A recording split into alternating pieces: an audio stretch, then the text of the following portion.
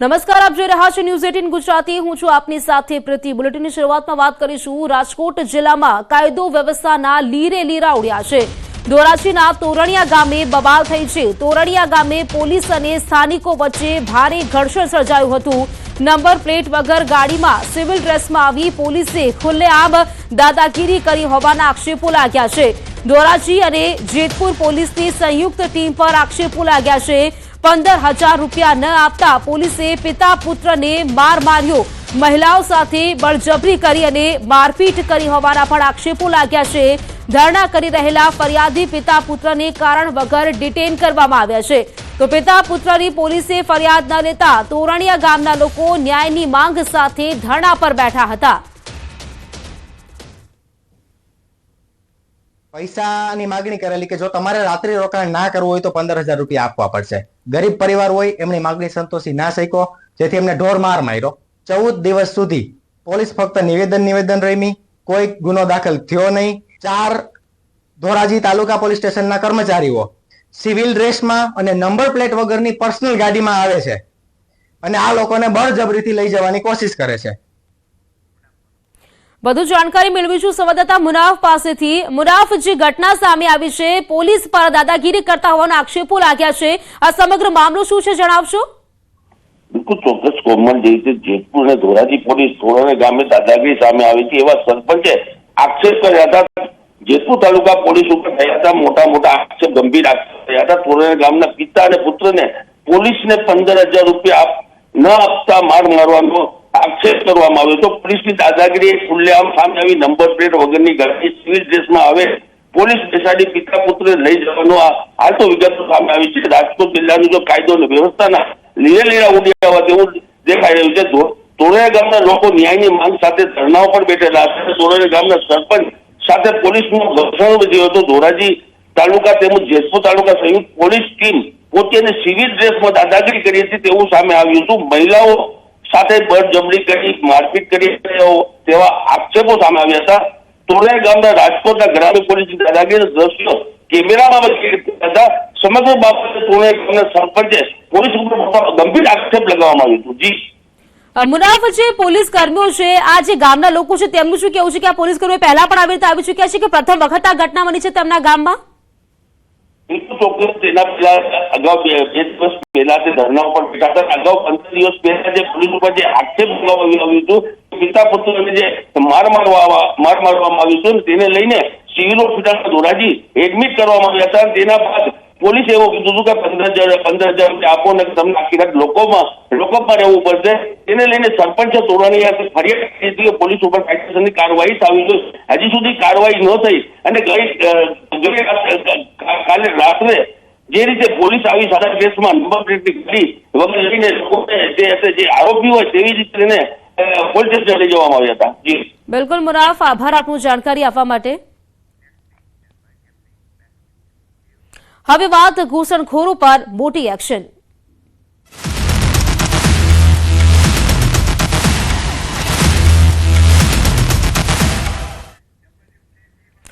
તો પહેલગામ આતંકી હુમલા બાદ રાજ્યમાં કડક કાર્યવાહી કરવામાં આવી રહી છે। ઘૂસણખોરોને પકડવા માટે અમદાવાદ પોલીસની એક્શન। મોડી રાત્રે ચંડોળા વિસ્તારમાં સર્ચ ઓપરેશન હાથ ધરવામાં આવ્યું છે।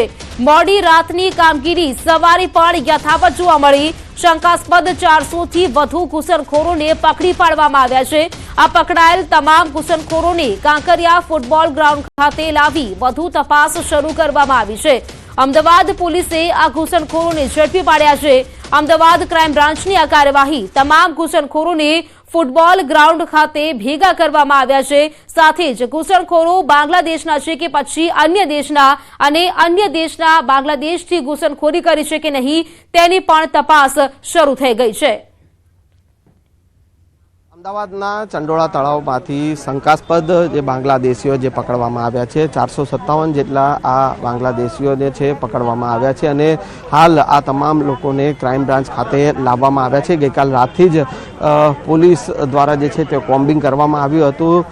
એસઓજી ક્રાઇમ હોય, ક્રાઇમ બ્રાન્ચ હોય અને અલગ અલગ ડિપાર્ટમેન્ટના પોલીસના અધિકારીઓને સાથે રાખી અને પોલીસના જવાનો દ્વારા જે છે તે ચંડોળા તળાવ વિસ્તારમાં કોમ્બિંગ કરવામાં આવ્યું હતું અને આજે 457 જેટલા શંકાસ્પદ લોકો જે છે પકડાયા છે. તેઓના આધાર પુરાવાઓ જે છે તે તપાસવામાં આવશે.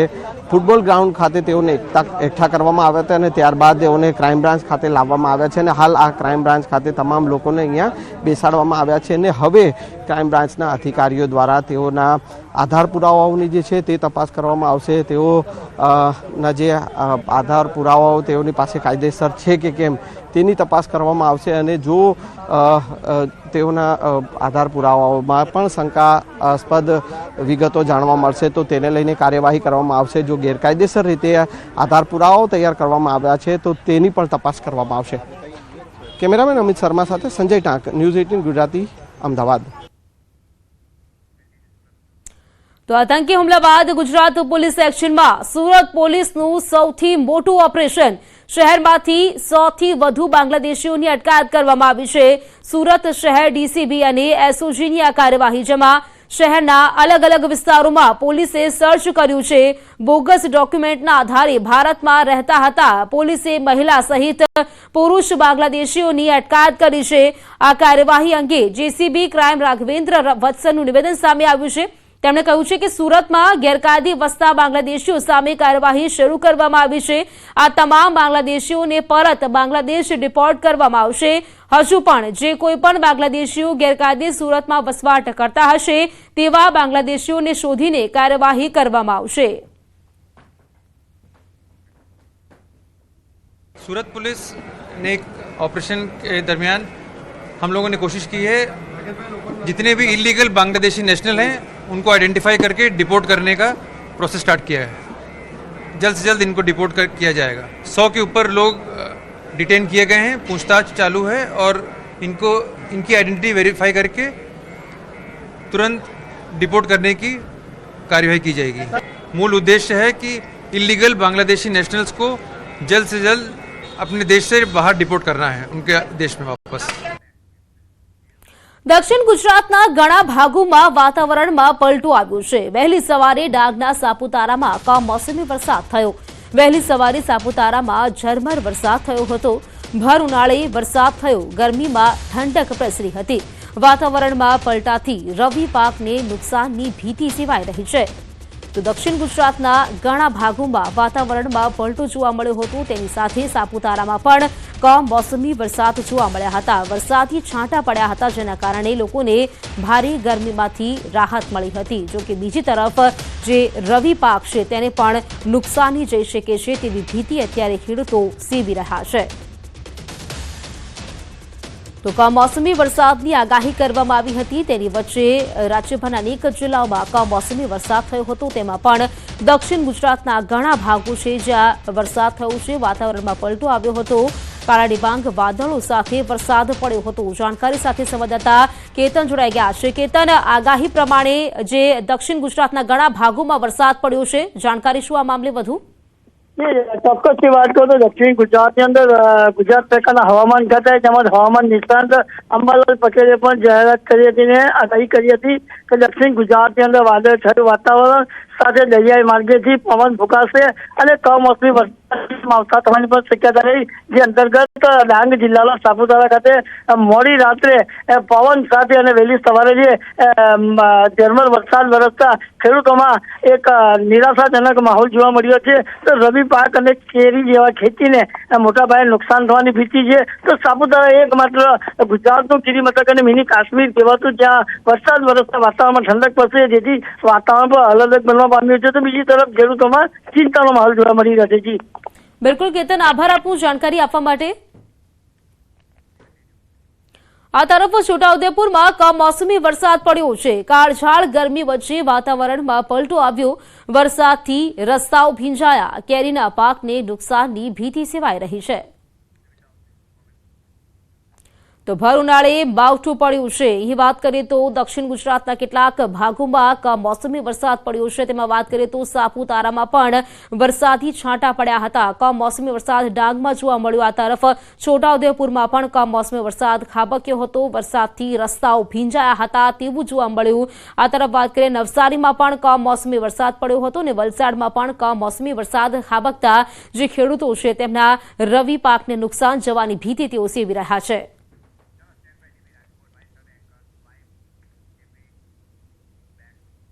રાજકોટ શહેરમાં મોતનો બનાવ સીસીટીવીમાં કેદ થયો છે. યુવાનનું માત્ર 27 સેકન્ડમાં જ મોત થઈ ગયું. રમકડાની ફેક્ટરીમાં કામ કરતા યુવાનનું મોત થયું હતું. ગોંડલ ચોકડી પાસે રમકડાના કારખાનામાં આ બનાવ બન્યો હતો. 24 એપ્રિલના રાત્રિના 10 વાગ્યા આસપાસ યુવાનનું મોત થયું હતું. યુવાનને સિવિલ હોસ્પિટલમાં ખસેડવામાં આવ્યો હતો, જ્યાં ડોક્ટરે તેને મૃત જાહેર કર્યો હતો. તો રાજકોટનો આ વિડીયો છે. રમકડાના કારખાનામાં કામ કરતા યુવકનું મોત થયું છે. ફક્ત 27 સેકન્ડમાં જ આ યુવક મોતને ભેટ્યો, જેના સીસીટીવી ફૂટેજ પણ સામે આવ્યા છે. મોતનો બનાવ સીસીટીવીમાં કેદ થયો છે ને ત્યારબાદ વાત કરીએ તો આ યુવક જે ઢળી પડ્યો હતો તેને સારવાર માટે દવાખાને ખસેડવામાં આવ્યો, જ્યાં ફરજ પરના તબીબે તેને મૃત જાહેર કર્યો હતો. જાણકારી સાથે સંવાદદાતા હાર્દિક જોડાઈ ગયા છે. હાર્દિક, આ યુવાનનું મોત થયું છે, જાણકારી શું આ મામલે? યુવાન છે તેમનું ગઈ 24 તારીખના રોજ છે તે પ્લાસ્ટિકના કારખાનામાં કામગીરી કરતો હતો. તે દરમિયાન મૃત્યુ થયું છે. અત્યારે જે ડોક્ટરના પ્રાથમિક રિપોર્ટ જે સામે આવ્યો છે, પોસ્ટમોર્ટમ રિપોર્ટ, એમાં મૃત્યુનું કારણ છે તે હાર્ટ એટેકના કારણે થયું હોવાનું સામે આવ્યું છે. ખાસ કરીને જે સીસીટીવી ફૂટેજ છે તેમાં સ્પષ્ટ રીતે જોઈ શકાય છે કે જે રાત્રિના 10 વાગ્યાનો સમય હતો ને એ સમયે યુવાન છે તે પ્લાસ્ટિકના કારખાનામાં કામ કરતો હતો. એ સમયે અચાનક ઢળી પડ્યો હતો. માત્ર 27 સેકન્ડનો ઘટનામાં જે છે તેમનો જીવ છે તે નીકળી ગયો હતો. ખાસ કરીને જયારે યુવાન ઢળી પડ્યો ત્યારે ત્યાં રહેલા કર્મચારીએ તાત્કાલિક જે છે 108 ને જાણ કરી હતી. રાજકોટ સિવિલ હોસ્પિટલ ખાતે ખસેડવામાં આવ્યો હતો, જ્યાં ડોક્ટરે તેમને મૃત જાહેર કરવામાં આવ્યો હતો. મૃત્યુનું સાચું કારણ જાણવા માટે જે છે પોલીસ દ્વારા તેને પોસ્ટમોર્ટમ પણ કરવામાં આવ્યું હતું. પોસ્ટમોર્ટમમાં જે છે યુવાનનું મૃત્યુ છે તે હાર્ટ એટેકના કારણે થયું હોવાનું સામે આવ્યું છે. બિલકુલ હાર્દિક, આભાર આપનું જાણકારી આપવા માટે. રાજકોટના ગોંડલના સોશિયલ મીડિયામાં અલ્પેશ કથિરિયા અને ગણેશ જાડેજાની સામસામે પોસ્ટ. 27 એપ્રિલે અલ્પેશ કથિરિયા ગોંડલ આવી રહ્યા છે અને તેમણે સ્વાગતની કરો તૈયારીની પોસ્ટ મૂકી છે. તો સામે ભગવત ભૂમિ ગોંડલને બદનામ કરનાર તેમજ જાતિવાદી માનસિકતા ધરાવતા લોકોનું સ્વાગત કરવા માટે ગોંડલની 18 વરણની જનતા તૈયાર હોવાની ગણેશ જાડેજાની પોસ્ટ છે. બંનેના સમર્થકોએ પણ સામસામે પોસ્ટ કરી છે. તો કથિરિયા અને જાડેજાની સામસામે પોસ્ટ છે તે અત્યારે સોશિયલ મીડિયા પર વાયરલ થઈ રહી છે. સોશિયલ મીડિયામાં આ પોસ્ટ વાયરલ થઈ રહી છે, જેમાં અલ્પેશ કથિરિયા ગોંડલ કરો સ્વાગતની તૈયારી તેવી જે પોસ્ટ મૂકવામાં આવી છે.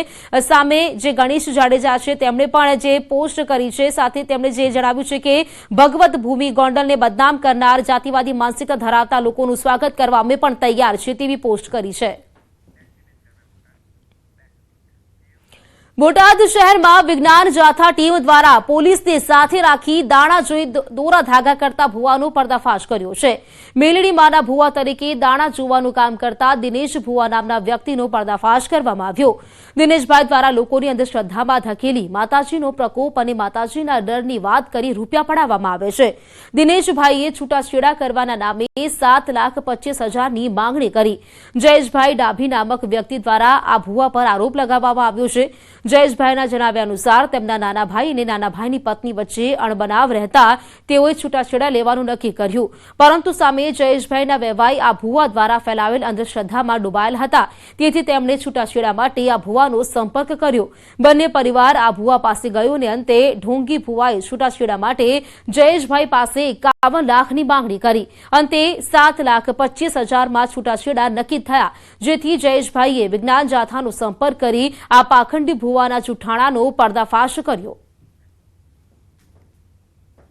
અમારો પર્સનલ મેટર હતી કે છૂટાછેડા કરવા એમ.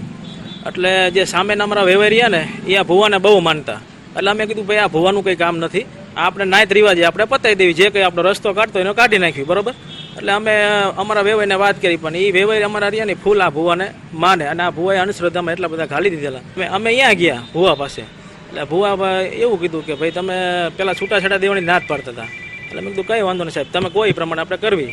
એટલે મને કે પછી એ જે સામેના વેવાઈ હતા ને એટલે કે સાહેબ 51 લાખ રૂપિયા આપો એટલે છૂટાછેડા કરી દે. મેં કીધું કઈ 51 લાખ રૂપિયા કેવી રીતના દેવી, અમારો કોઈ વાંક નથી, અમારો કોઈ ગુનો નથી. છેલ્લે 7.25 લાખ રૂપિયા આપવા પડ્યા કે મારી માતા એમ કે 7.25 લાખ રૂપિયા તમારે દેવા પડશે તો જ છૂટાછેડા થશે. સાહેબ 51 લાખ રૂપિયા મેં નથી માંગેલા. તો કોને માંગ્યા? એ એક વાત હતી એ લોકોને ઘરે મન મેળ નહીં છૂટું છોકરીનું કરવાનું હતું. જે વેવાઈ હતા ને એ ભાઈના એ વેવાઈએ માંગ્યા હતા. મેં ના જ પડી હતી એમને ગાવા પૈસા ન હોય. જે કાંઈ લોકોએ વહીવટ કર્યો એમની જે છોકરી નાની રહી ને એના ખાતે બેગમાં મૂકવાનો વહીવટ કર્યો. 50 પૈસા મેં નથી લીધા, એ 50 પૈસા લોકો એ લોકો નથી લઈ ગયા. અગાઉ આવા કોઈ લોકો પાસેથી રૂપિયા લીધા? કોઈ નહીં, કોઈ નહીં. 50 પૈસા કોઈ નથી લીધેલા હજી સુધીમાં. ટાઉન પોલીસ સ્ટેશનની મદદથી આ પર્દાફાશ કર્યો છે અને આ દિને ગૃહ રાજ્યમંત્રીની પોલીસના ઉચ્ચ અધિકારીઓ સાથે બેઠક, વિડીયો કોન્ફરન્સથી સિનિયર અધિકારીઓ સાથે તેઓ સંવાદ કરશે. Surat CP ઓફિસથી Harsh Sanghavi video conference કરશે અને તેઓ સંવાદ કરવાના છે. પોલીસ સિનિયર અધિકારીઓ સાથે તેઓ સંવાદ કરશે. વિડીયો કોન્ફરન્સના માધ્યમથી આ બેઠક છે તે યોજાવાની છે. સુરત સીપી ઓફિસથી હર્ષ સંઘવી આ બેઠક કરશે. જાણકારી સાથે વધુ વિગત મેળવીશું. સંવાદદાતા કીર્તેશ અમારી સાથે જોડાઈ ગયા છે, તેમની પાસેથી આ વિશે વધુ જાણકારી મેળવીશું. કીર્તેશ, વિડીયો કોન્ફરન્સના માધ્યમથી ગૃહ રાજ્યમંત્રી બેઠક કરવાના છે. કેવી ચર્ચાઓ આ બેઠકમાં થવાની છે?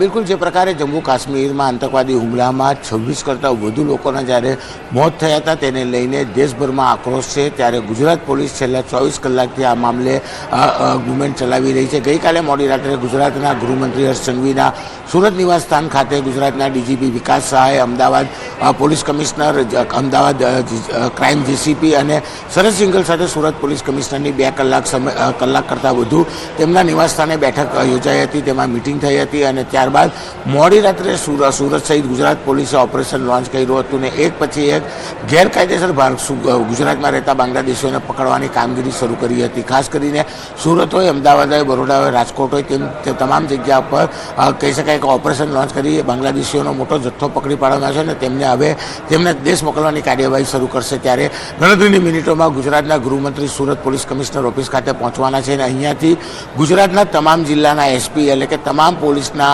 જિલ્લાના વડાઓ સાથે વિડીયો કોન્ફરન્સ કરીને એક સંવાદ કરવાના છે અને આગામી દિવસમાં કયા પ્રકારની કામગીરીને ખાસ કરીને જમ્મુ કાશ્મીરના હુમલા બાદ કઈ રીતે પેટ્રોલિંગ અને કઈ રીતે કામગીરી કરવી, કઈ રીતે પોલીસે એલર્ટ રહી બાંગ્લાદેશી હોય કે પાકિસ્તાનના નાગરિકો જે ગુજરાતમાં રહેતા હોય તે લોકોને તેમના દેશ મોકલવા બાબતોની ચર્ચા થાય તેવી શક્યતાઓ છે. ગણતરીની મિનિટોમાં Harsh Sanghavi Surat police commissioner office ખાતે પહોંચશે અને ત્યારબાદ આ વિડીયો કોન્ફરન્સ કરશે અને ત્યારબાદ ગુજરાતમાં જે પ્રકારે બાંગ્લાદેશી પકડવાનું એક ઓપરેશન લોન્ચ કરી બરોડા, અમદાવાદ, રાજકોટ, સુરત જે રીતે બાંગ્લાદેશીઓ મોટી સંખ્યામાં પકડાય છે તેને લઈને પણ એક પ્રેસ કોન્ફરન્સ કરવા જઈ રહ્યા છે.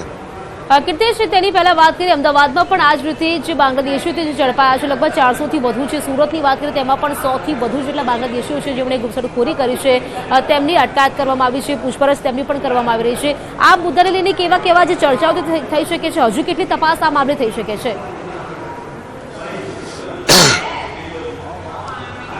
બિલકુલ ગઈકાલે મેં પહેલાં જ કીધું એમ ગુજરાત રાજ્યના ગૃહમંત્રી હર્ષ સંઘવીના સુરત નિવાસ સ્થાને બેઠક યોજાઈ હતી અને આ બેઠકમાં સુરત, બરોડા, અમદાવાદ, રાજકોટ આ 4 સેન્ટરના પોલીસ કમિશનરો સાથેની આ બેઠક હતી અને તે પ્રકારે ગઈકાલે જે બેઠક થઈ છે બેઠક બાદ કહી શકાય કે બાંગ્લાદેશી સુરત અને અમદાવાદ પકડાયા હતા પણ હવે આ ઓપરેશન તમામ જિલ્લા ખાતે લોન્ચ કરવામાં આવશે. પોલીસ કમિશનર ઓફિસે ગુજરાતના ગૃહમંત્રી ગણતરીની મિનિટોમાં પહોંચવાના છે. તમામ તૈયારી થઈ ગઈ છે. કેમેરામેનને કંઈ પાછળના દ્રશ્યો બતાવવાનો પ્રયાસ કરશે કે સુરત પોલીસ કમિશનર અનુપમસિંહ ગેહલોત ગુજરાત રાજ્યના ગૃહમંત્રીને લેવા પહોંચી ગયા છે મુખ્ય ગેટ ઉપર, કારણ કે ગુજરાત રાજ્યના ગૃહમંત્રી ગણતરીની મિનિટોમાં પહોંચશે અને જે પ્રકારે ગઈકાલે મોડી રાત્રે ગુજરાતના ડીજીપી વિકાસ સહાય, Surat police commissioner, Ahmedabad police commissioner, Ahmedabad JCB crime અને શરદ સિંઘલ એમ કુલ 4 થી 5 અધિકારીઓની જે બેઠક થઈ હતી આ બેઠકમાં સુરત, બરોડા, અમદાવાદ, રાજકોટ ખાતે જે ઓપરેશન કરવામાં આવ્યું છે અને તેમાં મોટી સંખ્યામાં જે રીતે બાંગ્લાદેશી પકડાયા છે એટલે કે ગુજરાતના અલગ અલગ રાજ્યોમાં પણ કહી શકાય કે આ જ પ્રકારે બાંગ્લાદેશીઓ રહેતા હોય છે જેને લઈને સૌથી મોટી વાત છે કે સુરત માં 132 જ્યારે અમદાવાદમાં 400 કરતાં વધુ બાંગ્લાદેશીઓ પકડાયા છે, ત્યારે સૌથી મહત્વનું છે કે ગુજરાતના અલગ અલગ જિલ્લાઓમાં પણ આ ઓપરેશન લોન્ચ કરવા માટે જ અત્યારે વિડીયો કોન્ફરન્સ કરવામાં આવી રહી છે. ગણતરીની મિનિટોમાં ગુજરાતના ગૃહમંત્રી હર્ષભાઈ સંઘવી પહોંચશે અને પહોંચ્યા બાદ અહીંયાથી અલગ અલગ જિલ્લાના વડાઓ સાથે તેઓ વાત કરશે અને ત્યારબાદ આ ઓપરેશન છે કે ત્યાં આગળ બી લોન્ચ કરે તેવી શક્યતાઓ દેખાઈ રહી છે. કીર્તિશ, અહીં વાત કરી છે બાંગ્લાદેશી તો ઝડપાયા છે, પરંતુ સાથે સાથે જે અલ્ટિમેટમ આપવામાં આવ્યું હતું કેટલાક પાકિસ્તાનીઓ જે હોય તેમને પણ 48 કલાકની અંદર બહાર કાઢવામાં આવે, શું આને લઈને પણ કોઈ ચર્ચા થઈ શકે છે કે પાકિસ્તાનીઓ સુરતમાં જે વસવાટ કરતા હોય તેમને કાઢવામાં આવ્યા હોય?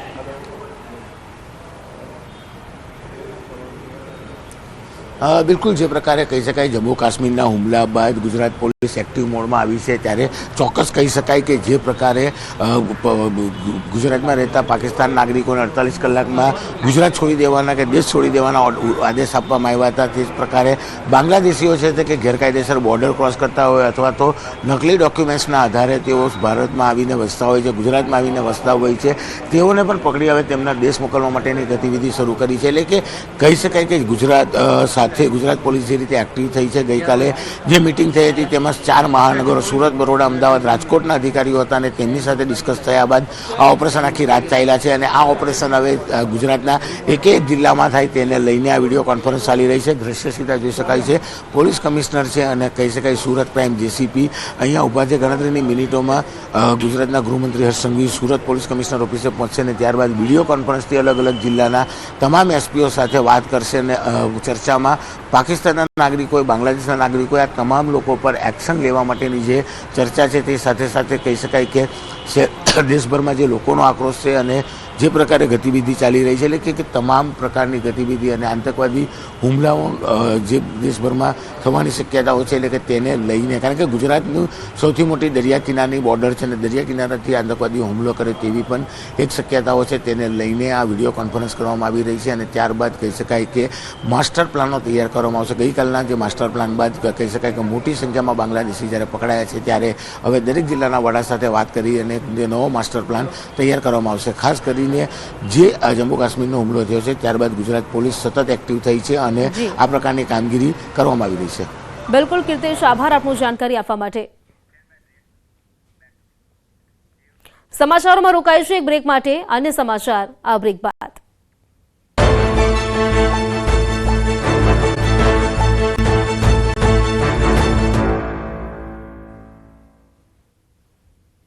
બ્રેક બાદ ફરી આપનું સ્વાગત છે. ગૃહ રાજ્યમંત્રી પોલીસના ઉચ્ચ અધિકારીઓ સાથે બેઠક કરશે. વિડીયો કોન્ફરન્સથી સિનિયર અધિકારીઓ સાથે તેઓ સંવાદ કરશે.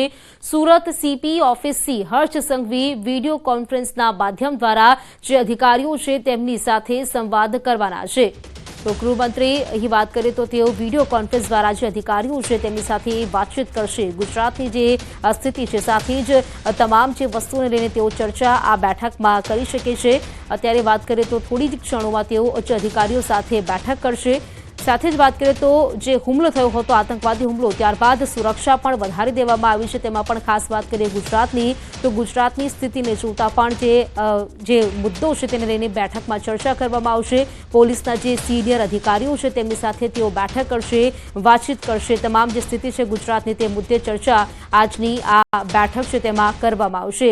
વિડીયો કોન્ફરન્સના માધ્યમથી તેઓ જોડાશે અને પોલીસના ઉચ્ચ અધિકારીઓ સાથે તેઓ બેઠક કરશે. સાથે જ વાત કરીએ કેટલાક જે ઘૂસણખોરો છે, બાંગ્લાદેશીઓ છે, તેમની પણ અટકાયત કરવામાં આવી છે. તેને પણ લઈને તેઓ આ જે સ્થિતિ છે તેની ચર્ચા આ બેઠકમાં કરવામાં આવશે. આ 3 દ્રશ્યો અત્યારે આપ ટીવી સ્ક્રીન પર જોઈ રહ્યા છો. સૌથી પહેલા દ્રશ્યો છે અમદાવાદના, જેમાં 400થી વધુ ઘૂસણખોરો છે. લગભગ 457 જેટલા ઘૂસણખોરો છે તેમને ઝડપી પાડવામાં આવ્યા છે.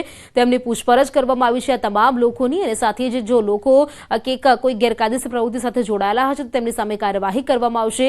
બીજા આપ જોઈ રહ્યા છો દ્રશ્યો જે હર્ષ સંઘવી છે ગૃહ રાજ્યમંત્રી, તેઓ બેઠક કરવાના ઉચ્ચ અધિકારીઓ સાથે. અને ત્રીજા દ્રશ્યો છે તે છે સુરતમાં પણ આ જ કાર્યવાહી છે બાંગ્લાદેશીઓને પકડવાની તે કરવામાં આવી રહી છે. સમાચારોમાં અત્યારે ફક્ત આટલું જ અને સમાચારો માટે આપ જોતા રહો ન્યૂઝ 18 ગુજરાતી. નમસ્કાર.